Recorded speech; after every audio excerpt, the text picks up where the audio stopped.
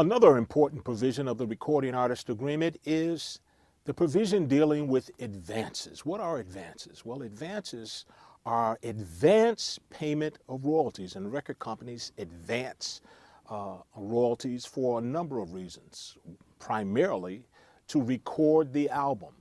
And many times the advances, a certain dollar amount will be paid as an advance to produce an album. Those are called album fund advances, which means all of the cost of recording the albums have to be taken out of that particular advance. On a major label level, a new artist might receive an album fund advance of $50,000 to $100,000. For a mid-level artist, it might be $100,000 to $200,000. In the case of superstar artists, they might receive an album fund advance of $300,000 to $1 million. Now, independent labels also might pay an advance, but they're going to be much smaller because they sell in smaller numbers. It can range from $2,500 for an album up to $25,000, depending on the genre of music that you're talking about. Album fund advances are paid to offset the cost of recording the album. That means paying for recording costs, paying for the recording studios, paying producers, arrangers, engineers. A part of the fund might be used for personal expenses of the artist. So let's say a new artist has a $100,000 album fund. Out of that, the record company might designate $20,000 to be a personal advance to the artist. And the rest of the $80,000 is held in reserve to be used to pay all of the recording cost. And in an album fund basis, if there's anything left after the payment of all of the recording cost, that will also go to the artist. So the artist might have a designated $20,000, $80,000 for the recording cost, but if the recording costs only come to $60,000, that's an additional $20,000 left over that might also go to the artist. So the artist might end up receiving $40,000. All right, but let's look at the instance where the recording costs go over budget. Instead of $80,000, they need $90,000. Well, usually the artist then has to pay that difference, or the record company has the right to terminate the contract. So it's very important for artists to stay within their recording budget. And here's the next very important point. All advances are recouped from the artist royalties. Now, many people think that the record company is loaning money to the artist to record the album. Well, it isn't a loan. It's a big difference between an advance and a loan.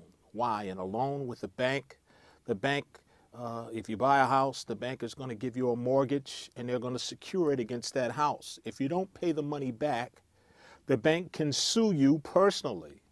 They can go after your bank accounts, they can sell your car, they can sell the house to get that money back.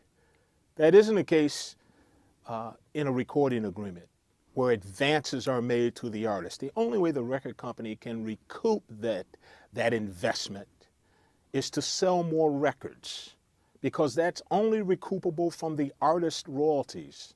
If the artist doesn't generate enough in royalties to pay that back, then the record company has to live with that. They can't pursue the artist personally for unrecouped royalties.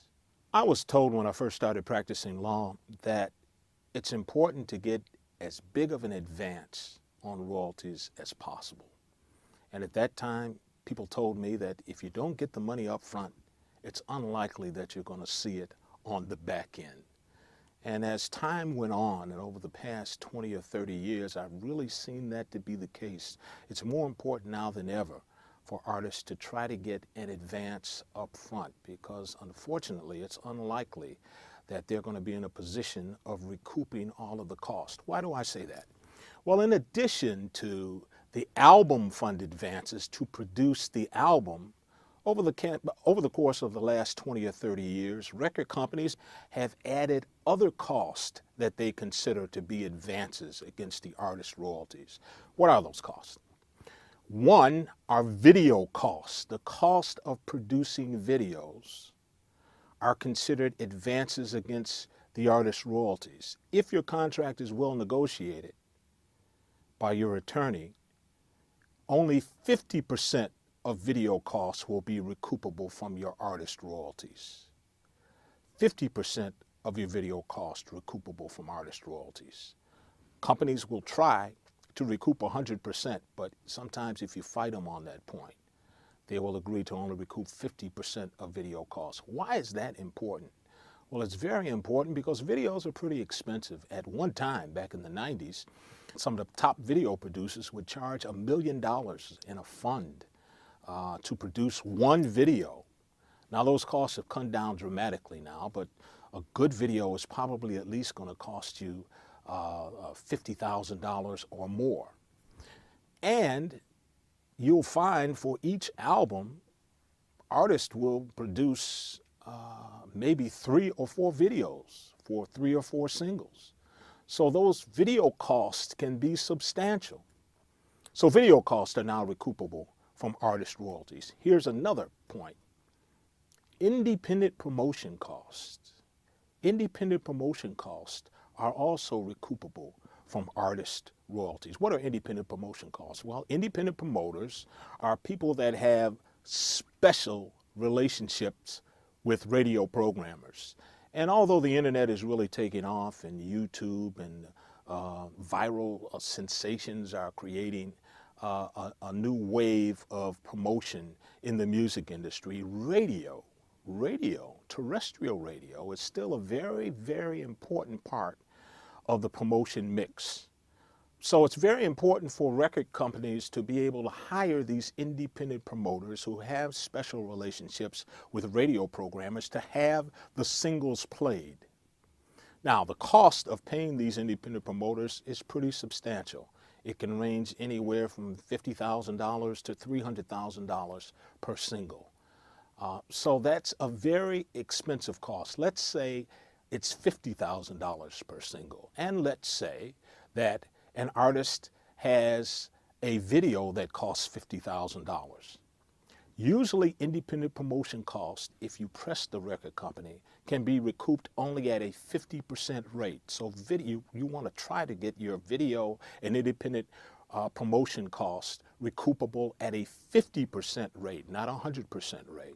So let's say that an artist has 4 singles off of their album. They cut 4 videos at $50,000 each.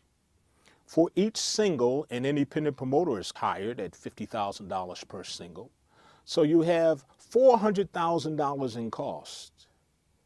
Half of that is recoupable from your artist royalties. Let's say the artist had a $100,000 recording fund. Well, you might have thought, well, all I have to do is recoup $100,000 in cost for my recording fund, and then I'm entitled to more royalties.